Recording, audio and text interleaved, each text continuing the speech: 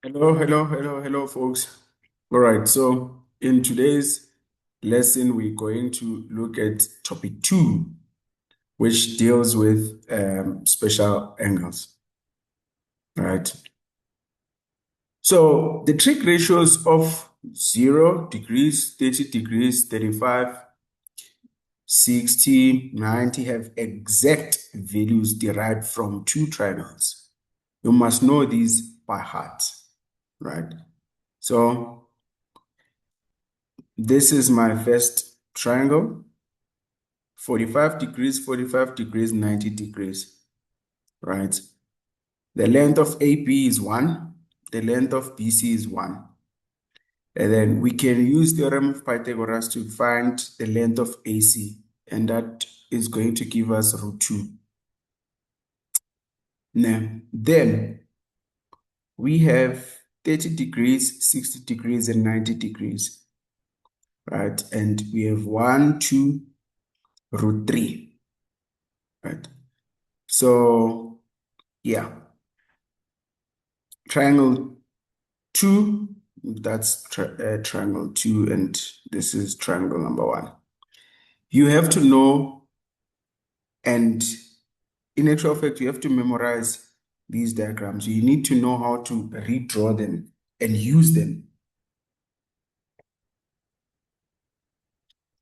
Right. So 0 degrees. Sine of 0 degrees is 0. Cosine of 0 degrees is 1. Tan 0 degrees is 0. Sine 30 is 1 over 2. And you can actually see these through those triangles. Cos 30 degrees is root 3 over 2. Tan 30 degrees is 1 over root 3. Now, if you use a calculator, you get root 3 over 3. And that is how teachers are going to find out that you use the calculator. For example, again, if you check sine 45, according to those triangles, you get 1 over root 2. But if you use a calculator, you get root 2 over 2. And this is how I will know as a teacher that you used a calculator. So don't come here and say, yeah, you were not there when I was writing. Yay, I'm going to find out. 90, sin 90 is 1, cos 90 is 0, tan 90 is undefined. Right, so this is stuff that you need to know off by heart. Right. And then look at something. Sin 30 is equals to cosine 60. They both give you 1 over 2. And sin 60 and cos 30, they give you root 3 over 2. And this happens because these are what we call co-ratios or co-functions, right? Sharp. Now let's look at an example. You're given this, so simplify. Square root 4 to the power sine 150 times 2 to the power 3 tan 225. So please pause the video and try it. Okay. So the first thing that I'll do is to reduce the angles to special angles. So sine 150 is in the second quadrant. So we can write it as sine 180 minus 30. Why 30? Because 30 is going to be our reference angle, right? And because sine is positive in the second quadrant, this is going to be positive sine 30. And from those massive triangles, we know that sine 30 is 1 over 2. 225, this is in the third quadrant. And that is 225 minus 180 is 45. So our reference angle is 45. So we got 225 by saying 180 plus 45, which is equals to tan 45. And according to those massive triangles, tan 45 is 1. All right. Then now that we have those values, we have sine 150, it's 1 over 2. Tan 225 is 1. And then we can substitute now. So 4 to the power half times 2 to the power 3 times 1.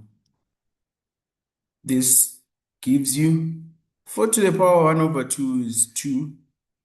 2 cubed is 8. So we have 2 times 8, which is 16. And then square root of 16 is 4. Right. Then here's our next one. Sine 22.5 plus cos 22.5 all squared. Now, we can't read 22.5 from the table, but we can do some massive things, right? What we notice is that if we multiply this angle by 2, we get 45. So that is important. So what it means is that we can instead write this as sine alpha plus cos alpha squared expanded. And recall that sine alpha plus cos alpha, they give you 1, right?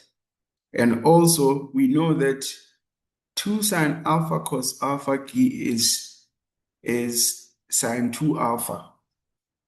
That's your double angle. You find it in your in your formula sheet.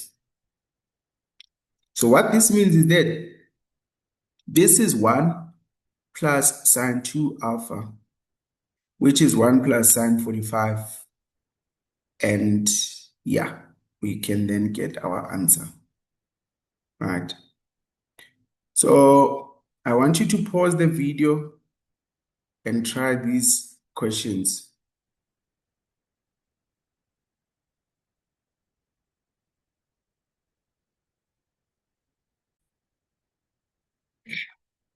All right, guys, I hope that you tried them.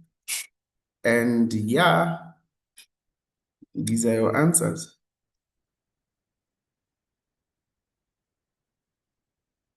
Mhm.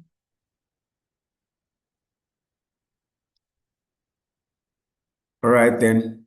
So in our next video, we'll delve deeper into compound and double angles because you can see that we've already used them, but I didn't give you the full details of these things. I'll see you in the next one, guys. Thank you so much. Danko.